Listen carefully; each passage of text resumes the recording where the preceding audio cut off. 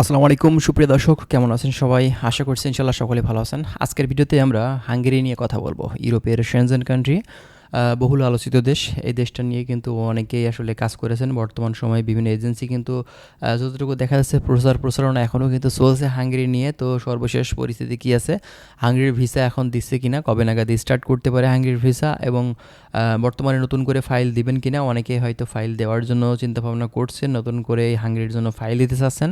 আজকের ভিডিওটি বেশ গুরুত্বপূর্ণ হতে চলেছে। ভিডিওটি স্কিপ না করে আপনারা শেষ পর্যন্ত দেখবেন, তাহলে অনেক কিছু গুরুত্বপূর্ণ তথ্য আজকের এই ভিডিও থেকে আপনারা কিন্তু পেয়ে যাবেন। যারা চ্যানেলে নতুন এসেছেন, চ্যানেলটি সাবস্ক্রাইব করে রাখবেন। চলুন কথা না বাড়িয়ে আমাদের যে মূল ভিডিও আছে আমরা সেটাই স্টার্ট করি।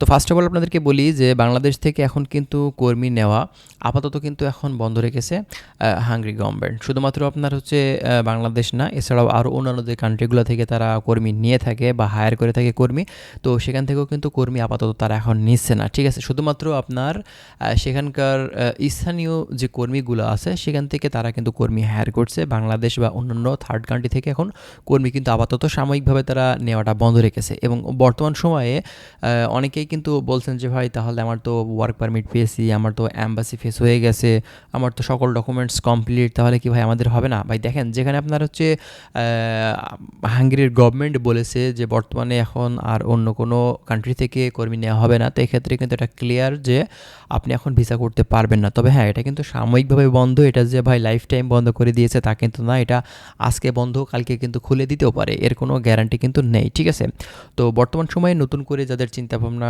আছে যে আপনি হাঙ্গেরির জন্য ফাইল দিবেন, তো অবশ্যই আপনারা এই বিষয়ে সাবধান থাকবেন। নতুন করে কোনো এজেন্সিকে আপনারা কিন্তু ফাইল দিবেন না। যদি কোনো এজেন্সি আপনাকে বলে যে এখন হাঙ্গেরির ভিসা করে দেওয়া সম্ভব, এক্ষেত্রে আপনি বুঝবেন যে ওই এজেন্সিটা কিন্তু ফ্রড। ঠিক আছে, এটা কিন্তু আপনার দেখা যায় যে বিভিন্ন গ্রুপ, বিভিন্ন ইউটিউব চ্যানেল, বিভিন্ন জায়গাতে কিন্তু এইসব ব্যাপারে প্রচারণা হয়ে থাকে। ঠিক আছে, তো আপনারা যারা হাঙ্গেরিতে ঢুকতে ইচ্ছুক অবশ্যই আপনারা একটু সাবধান থাকবেন। তা না হলে কিন্তু দেখবেন যে পরবর্তীতে আপনি ডকুমেন্টস দিয়েছেন, পাসপোর্ট দিয়েছেন, টাকা পয়সা দিয়েছেন, আপনার টাকা পয়সাগুলো কিন্তু আপনি আর ফেরত পাচ্ছেন না। ঠিক আছে, এই ধরনের সমস্যা হয়তো অনেকেই অলরেডি ফেস করেছেন এবং ফেস করছেন। তো আপনাদের সাবধান করছি, আপনারা কোনোভাবেই কিন্তু বর্তমান সময়ে হাঙ্গেরির জন্য ফাইল দিয়েন না, তাহলে কিন্তু আপনি বিপদে পড়ে যাবেন। আপনার ফাইলটা ব্যাক পাবেন না, আপনার টাকা পয়সাগুলো কিন্তু ব্যাক পাওয়া অনেক দূরের কথা। ঠিক আছে, তো বর্তমান সময়ে এখন যারা অলরেডি ফাইল দিয়ে রেখেছেন, ঠিক আছে, এখন আপনারা আর কি এখন এখন আপনারা কি করবেন ভাই? এখন আপনাদের করণীয় যতটুকু আমি বলবো সেটা হচ্ছে আপনারা হোল্ড করুন, কয়েকদিন অপেক্ষা করুন, দেখেন নতুন কোনো আপডেট আসে কি না।